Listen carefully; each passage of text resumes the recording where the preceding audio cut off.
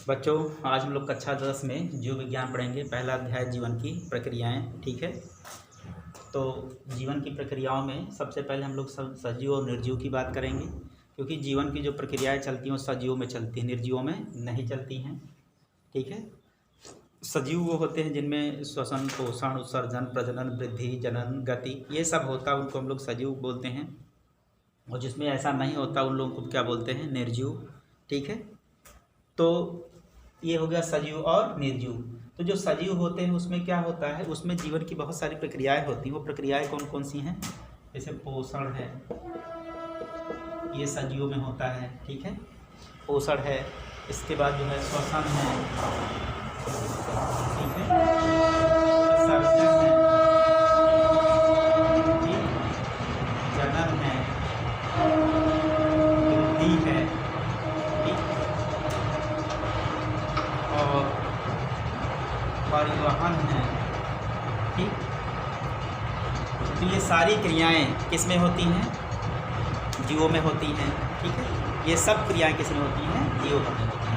पोषण का मतलब जंतु भोजन ग्रहण करता है। ठीक है, और फिर क्या करता है? वो श्वसन करता है, भोजन को तोड़ता है और श्वसन भी करता है। शरीर में जब अपशिष्ट पदार्थ बनते हैं तो उसको निकालता भी है। अपनी संख्या को बढ़ाने के लिए वो जनन भी करता है। ठीक है, और जो है वो क्या करता है कि अपनी वृद्धि भी करता है। और परिवहन का मतलब होता है उसके शरीर में विभिन्न पदार्थों का परिवहन भी होता है, उसके शरीर में एक परिवहन तंत्र भी रहता है। ठीक, तो इस तरह से ये सजीवों की क्या होती हैं? ये विशेषताएं होती हैं। ठीक है बच्चों, तो ये सजीवों की विशेषताएं हैं। इतने सब गुण किसमें पाए जाते हैं? सजीवों में पाए जाते हैं। ठीक है, अब इन सब के बारे में हम लोग जो है पढ़ेंगे कि करके सीधी चीज़ें क्या होती हैं। अब इसके अलावा बच्चों जो है जीवों में कुछ रासायनिक क्रियाएं होती हैं। जो जीवों में रासायनिक क्रियाएं होती हैं उसे हम लोग जैव रासायनिक क्रियाएं कहते हैं। ठीक है, जब ये भोजन ग्रहण करेगा, ये सब शोषण होगा, तो उसके दौरान ये सब क्रिया जब होती है तो उसके शरीर में जैव रासायनिक क्रिया होती है। और ये जैव रासायनिक क्रिया क्या होती है? दो प्रकार की। तो जीवों में होने वाली रासायनिक क्रियाओं को जैव रासायनिक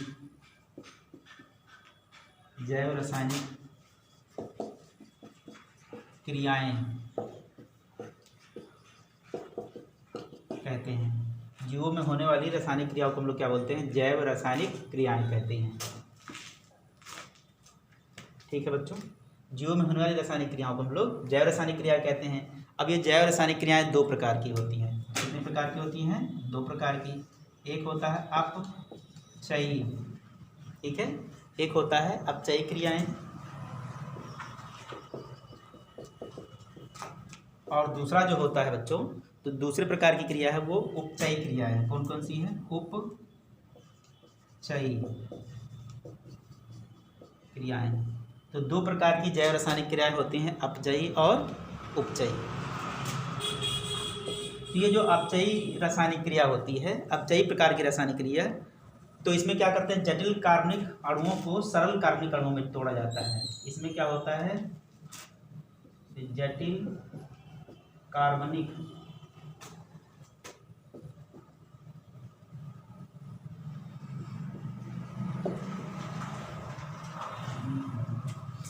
कार्बनिक अणुओं को इसमें तोड़ते हैं सरल अणुओं में।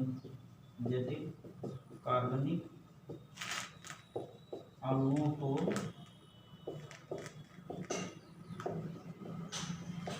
सरल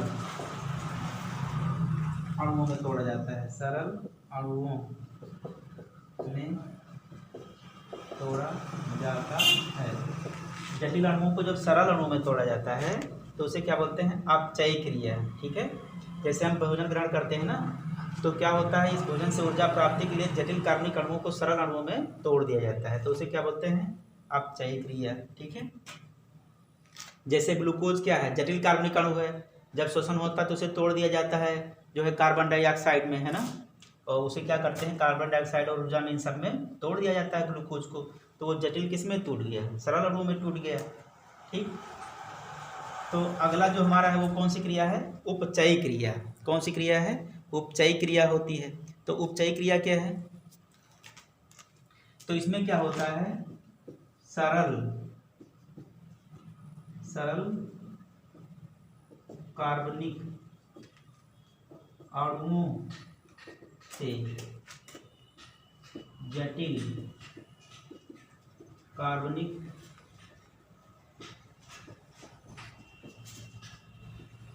अणुओं का संश्लेषण होता है, या कह सकते हैं कि सरल कार्बनिक अणुओं से जटिल कार्बनिक अणुओं का निर्माण होता है। इसी को हम लोग क्या बोलते हैं? उपचयी क्रिया। यहाँ से क्या होता है? सरल जटिल में बदला जाता है, और अपचयी में क्या होता है? जटिल कार्बनिक अणु सरल में तोड़ा जाता है। तो ये जो उपचयी क्रिया है, ठीक है, इसमें जब सरल जटिल में बदला जाएगा, ठीक है, तो वो प्रकाश संश्लेषण के दौरान होता है, जो पादप करते हैं, पेड़ पौधे क्या करते हैं? सरल कार्बनिक अणुओं को जटिल कार्बनिक अणुओं में तोड़ देते हैं। उनको करना है क्या? सूर्य के प्रकाश की उपस्थिति में, ठीक है, इनके पौधों की कोशिकाओं में क्लोरोफिल पाया जाता है, वो जमीन से जल ग्रहण करते हैं, ठीक है, और वायु से कार्बन डाइऑक्साइड, वायुमंडल से कार्बन डाइऑक्साइड। तब इसमें देखिए दोनों दूसरे के उल्टे हैं, ये कार्बन डाइऑक्साइड और ये क्या? जल। इनको ग्रहण करके क्या बनाते हैं? जटिल कार्बनिक अणु बनाते हैं। जटिल कार्बनिक अणुओं का मतलब होता है जैसे ग्लूकोज बनाते हैं, ठीक है, C6H12O6, ये जटिल कार्बनिक अणु है, ठीक है। तो इस प्रक्रिया में क्या होता है? ये सब अणु मिल करके, ठीक है, सरल अणु मिल करके क्या बनाते हैं? जटिल अणु बनाते हैं। तो ये कौन सी क्रिया हो गई? उपचयी। लेकिन ये किसमें होता है? पेड़ पौधों में होता है, प्रकाश संश्लेषण के दौरान होता है। अब दूसरा जो प्रक्रिया है उसमें बताया गया है अपचयी वाले में कि जटिल किस में तोड़े जाते हैं? सरल। तो इस प्रोसेस में क्या होता है? ये जटिल होते हैं वो सरल में तोड़ दिए जाते हैं। तो देखिए एक दूसरे के पूरक हैं। ये जो है ये मिलकर के क्या बनाते हैं? जटिल अणु बनाते हैं, और ये जब टूटता है तो ये सरल अणुओं में बदल जाता है। तो श्वसन में ऐसा होता है, ठीक है, श्वसन में ऐसा होता है और प्रकाश संश्लेषण में ऐसा होता है, ठीक है। तो हमारे शरीर तो जो है जीवों में, सजीवों में दो प्रकार की क्रियाएं होती हैं, एक अपचयी क्रियाएं होती हैं और एक उपचयी क्रियाएं होती है। दोनों क्रियाएं सजीवों में पाई जाती हैं, ठीक है। तो इस तरह से हमने इसके बारे में पढ़ा। अब इसके बाद बच्चों हम लोग बात करेंगे पोषण की आवश्यकता हमें क्यों है, पोषण हम लोग क्यों करते हैं।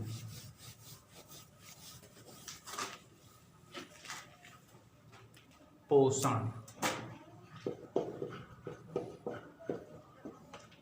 ठीक है, पोषण को हम लोग कह सकते हैं न्यूट्रिशन।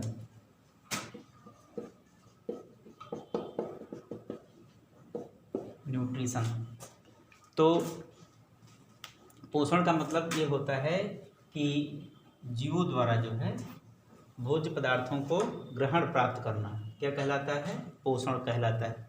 जीवों द्वारा भोजन ग्रहण करने की जो क्रिया है वो क्या है? पोषण, ठीक है। पोषण क्यों करते हैं? तो पोषण इस नाते किया जाता है ताकि जो है हमारे शरीर को ऊर्जा मिल सके। पोषण के दौरान क्या होती है? हमारे शरीर को ऊर्जा मिलती है ताकि हम जो है कार्यों को संपन्न कर सकें, विभिन्न कार्य हमारे शरीर में जो हो रही हैं वो सब हो सकें। तो इस नाते हम लोग पोषण करते हैं। सभी सजीव क्या करते हैं? पोषण करते हैं। वो चाहे एक कोष की हो, चाहे वो बहु कोष की हो, किसी प्रकार का जीव है, ठीक है। तो पोषण क्या है? भोजन ग्रहण करना, जीवों द्वारा पोषक तत्वों को प्राप्त करना या भोजन जो है ग्रहण करना ही क्या है? हाँ, पोषण है। तो जीवों द्वारा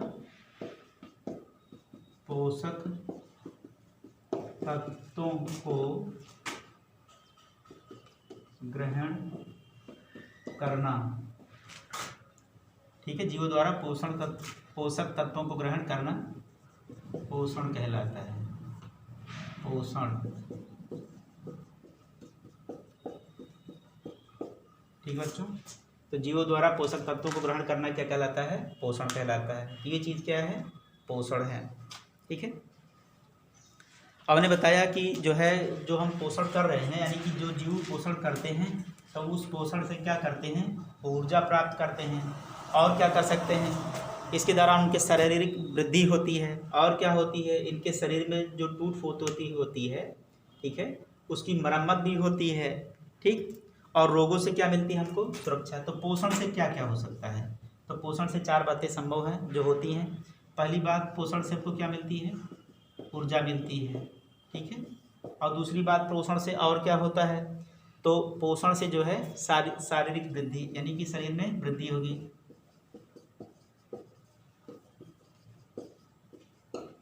शारीरिक वृद्धि होगी, ठीक है बच्चों।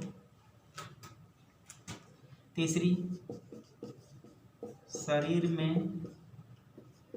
टूट फूट की मरम्मत, ठीक है। और चौथी क्या है? चौथी है रोगों से प्रतिरक्षा।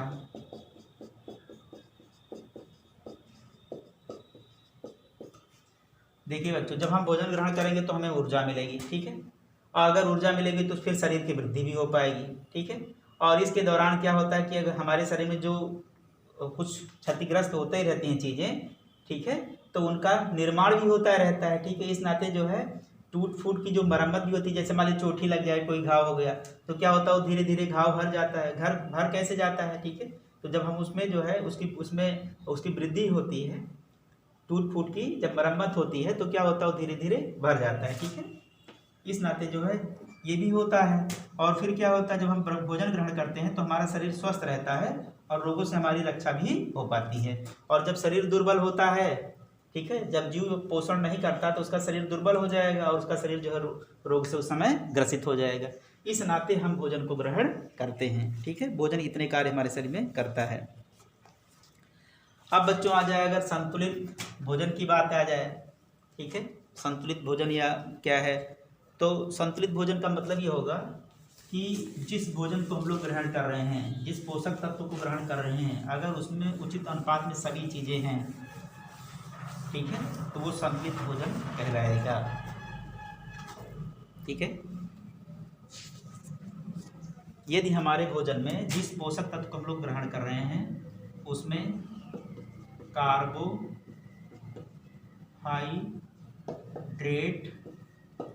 ठीक है, protein, vitamin, carbohydrate, protein, vitamin, वसा, ठीक है, खनिज, लवण और जल, ये सब जल। अगर कार्बोहाइड्रेट, प्रोटीन, विटामिन, वसा, खनिज, लवण और जल ये सब मौजूद है, जिस भोजन को ग्रहण करें उसमें ये सब पाए जाए, तो ऐसे भोजन को हम लोग क्या बोलते हैं? संतुलित भोजन। अगर ये सब इसमें है तो इसका मतलब वो कैसा भोजन है? वो संतुलित भोजन है, ठीक है। तो हमारे भोजन में ये सब होना चाहिए, ठीक है बच्चों। तो इस तरह से हमारे भोजन में कार्बोहाइड्रेट्स शामिल होना चाहिए, प्रोटीन शामिल होना चाहिए, विटामिन, वसा, खनिज, लवण, जल ये सब होना चाहिए। अब अगर हम कार्बोहाइड्रेट की बात करें, ठीक है, कार्बोहाइड्रेट्स, तो कार्बोहाइड्रेट किस में पाया जाता है? कौन से भोजन में कार्बोहाइड्रेट होता है? जैसे चावल होता है, आलू होता है, मक्का होता है, ठीक है, गेहूँ है, इन सब में क्या होता है? कार्बोहाइड्रेट्स होता है। तो कार्बोहाइड्रेट्स हमको जो है ऊर्जा प्रदान करने का कार्य करते हैं, ठीक बच्चों। और इस कार्बोहाइड्रेट को अगर बांटा जाए तो दो तरह से हम लोग बांट सकते हैं इन्हें, दो कैटेगरी इनकी कर सकते हैं। एक को कह सकते हैं सरल कार्बोहाइड्रेट और एक को कह सकते हैं जटिल कार्बोहाइड्रेट। ये जो पाए जाते हैं भोजन में कार्बोहाइड्रेट, जैसे मैंने बताया आलू में है, मक्के में है, इन सब चीज़ों में पाया जा रहा है। इनमें से दो तरह के कार्बोहाइड्रेट होते हैं, एक होता है सरल कार्बोहाइड्रेट और एक होता है जटिल कार्बोहाइड्रेट। सरल कार्बोहाइड्रेट और जटिल कार्बोहाइड्रेट। कार्बोहाइड्रेट का मतलब होता है कि ये कार्बोहाइड्रेट कार्बन, हाइड्रोजन और ऑक्सीजन से मिलकर के ये बने होते हैं, ठीक है, कार्बोहाइड्रेट्स। तो अब ये दो कैटेगरी हो गई, एक सरल और एक जटिल, ठीक है। तो ये सरल कार्बोहाइड्रेट में कौन कौन आता है? ग्लूकोज होता है, फ्रक्टोज होता है, ठीक है, ग्लूकोज, फ्रक्टोज, सुक्रोज, लैक्टोज, ये सब सरल कार्बोहाइड्रेट हैं, ठीक है। इसमें कौन कौन आएंगे? ग्लूकोज,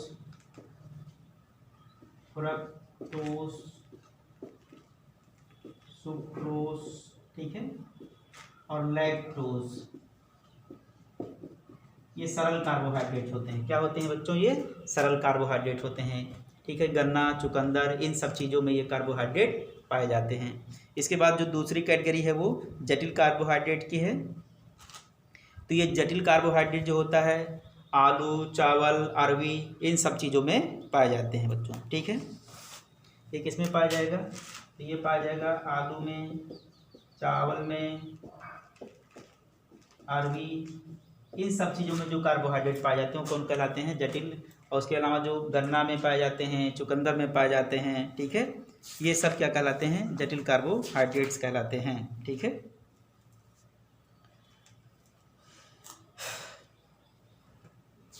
तो ये हमने 2 तरह के कार्बोहाइड्रेट्स के बारे में आज पढ़ा बच्चों। तो आज के टॉपिक में इतना ही हम लोग पढ़ेंगे। नेक्स्ट वाले टॉपिक में हम लोग प्रोटीन, विटामिन, वसा, इन सब के बारे में चर्चा करेंगे।